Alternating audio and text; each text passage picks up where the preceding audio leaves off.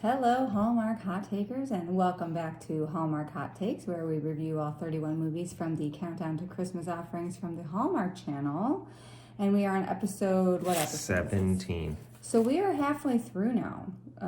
So that's great news, and we're still alive, but we're still in this is the kickoff to our 7-movie Thanksgiving bonanza. So, oh no, that was last night.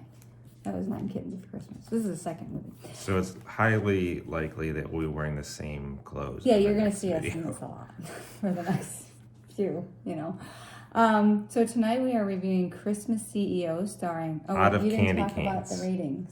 There's a candy cane rating, folks.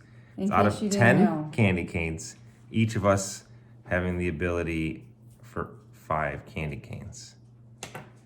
So tonight we are reviewing A Christmas CEO starring Marisol Nichols and Paul Green. So again, I'm just going to jump right into the rapid recap. Dive right in there. Meet Joe and Chris, best friends turned toy company entrepreneurs. They have grown up together. They started their own company. Joe left. And Chris, short for Christmas, because she was born on Christmas, is heading up the company that is actually now going to be merging with another toy company, and they want her to take over as the CEO of the whole enchilada. Little hiccup though, after Joe left, his signature is needed. He's still on the Articles of Incorporation, so she's got to get Joe to sign off on the merger. She hasn't spoken to Joe in 7 years because he left the company very abruptly, and she has to go and ask for his signature. And he says, I'll give you the signature. He's now working at his father's antique shop. He says, I'll give you the signature if you do this toy drive event for me for the kids and really experience what toy giving is all about. So she agrees to get the signatures, and of course they spend a lot of time together, and they rehash the past about why he left. And he left because she was all about profits, and he was business. And he was more about making toys that, he was more on the fun end and she was on the business end, and he didn't like it, so he left. She's very upset about this. She's left her high and dry, so they have multiple conversations in which they cannot come to any mutual understanding, so they drop it. She does the event, and then she does go to the meeting. They approve her as the new CEO, but when she goes to sign the paper, she realizes that this isn't what she wants because the current CEO has had no life. She's been divorced twice. She, doesn't really have a life, so Chris decides that she doesn't want that for herself. So she goes to Joe and she says, hey, I didn't sign off on the merger. In fact, I sold the whole enchilada, and I want to start another toy company with you because I'm in love with you. And he says, I love you too. And they kiss, and that's it. Christmas CEO. We're going to do some reviews next. Be ready.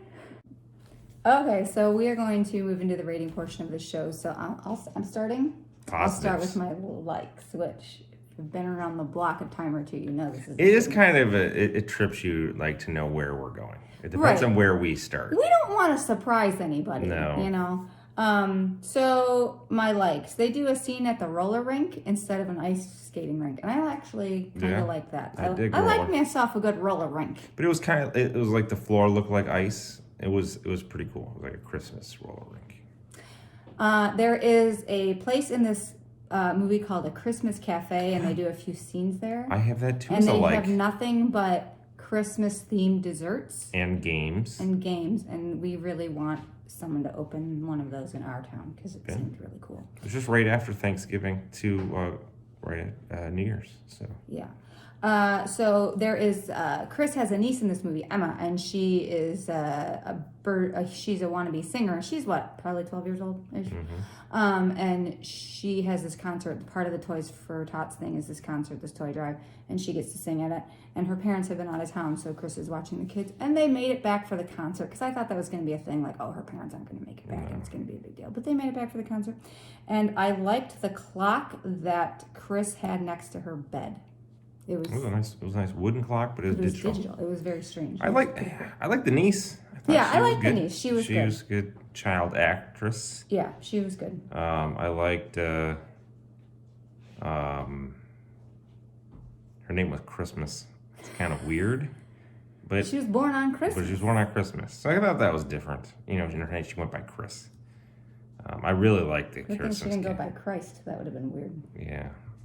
I liked Christmas Cafe a lot. Like, that was my favorite thing. We're going to open one. And that's it. That's all for my likes. Let's go to dislikes.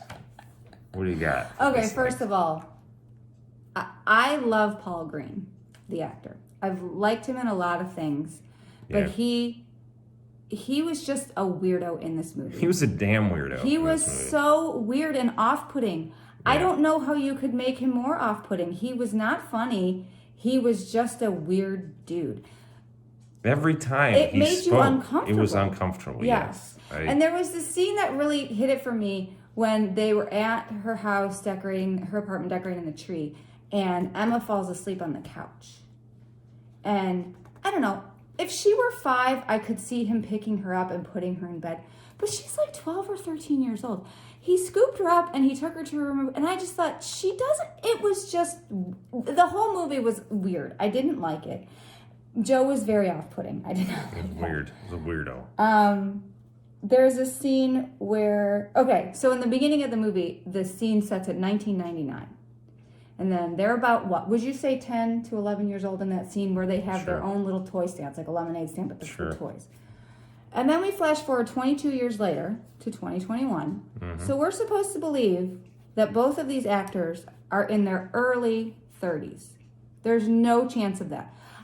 They're both in their late 40s for sure, which I don't care. Make a movie with people in their late 40s. I'm 41, that's fine. They didn't fit the age at all, and I did not. It was very obvious. Paul Green cannot pass for somebody in his early 30s. I'm sorry, I don't buy it. They keep having the same fight over and over again. I have manufactured conflict. But that's all they talk about. Dumb. Like, she was more on the business because you have to make profits in order to stay open, obviously. Oh, and then they'd stop. So she'd start this conversation, and then they'd stop. Right. And they would never resolve it. I don't think they ever resolved it. They didn't. That was the whole point that made this movie so dumb, because at the end of the movie, they agree to just do it all over again and start a new company. But neither of them resolved any of the previous conflicts from what they had. She didn't agree that she was too business, and he didn't agree that he wasn't business enough.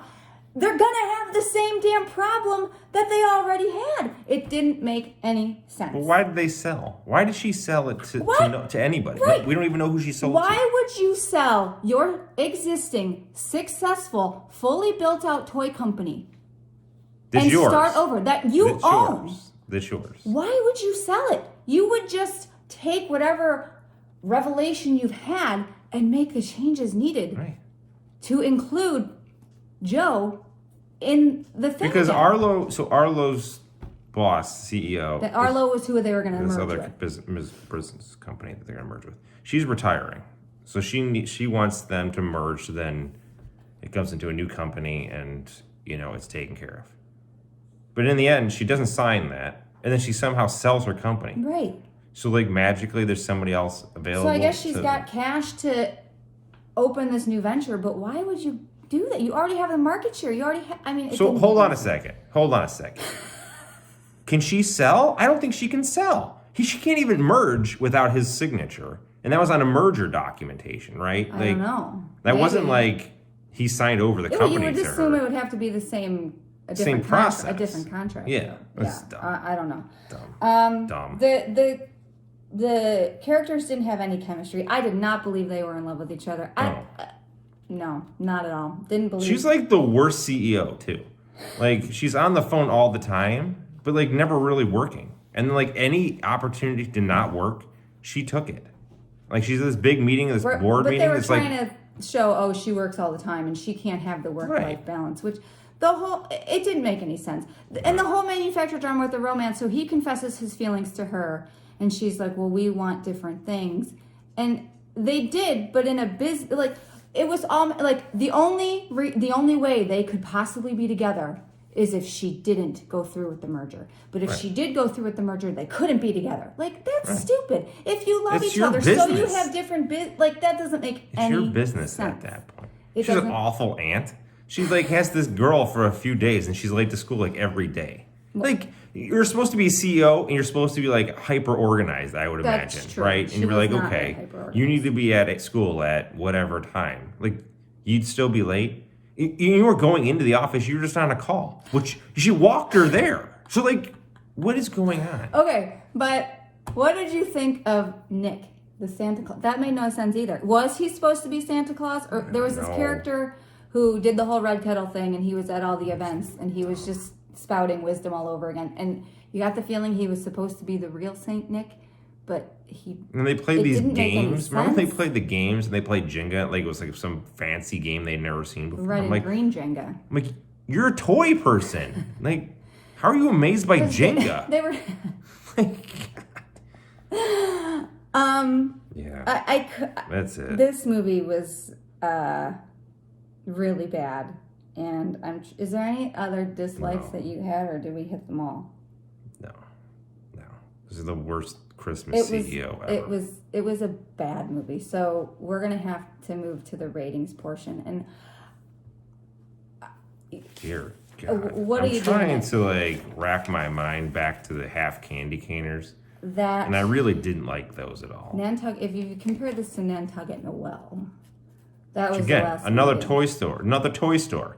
Yeah, this company they went to, no toys in this corporate That was another office. thing. Like, he was giving her crap because they didn't have toys in their corporate offices. It wasn't like... I know, but they at least they would have some toys, like some models of stuff that they were really proud of and stuff. I bet Lego probably has toys in their corporate office. Like any toy place has like little, again, the first toy business, Jay. Yeah, that's what they're trying to show. And it's St. Louis. It's not like it's LA. It's like New York super business. It's St. Louis. Come on. Like, wow.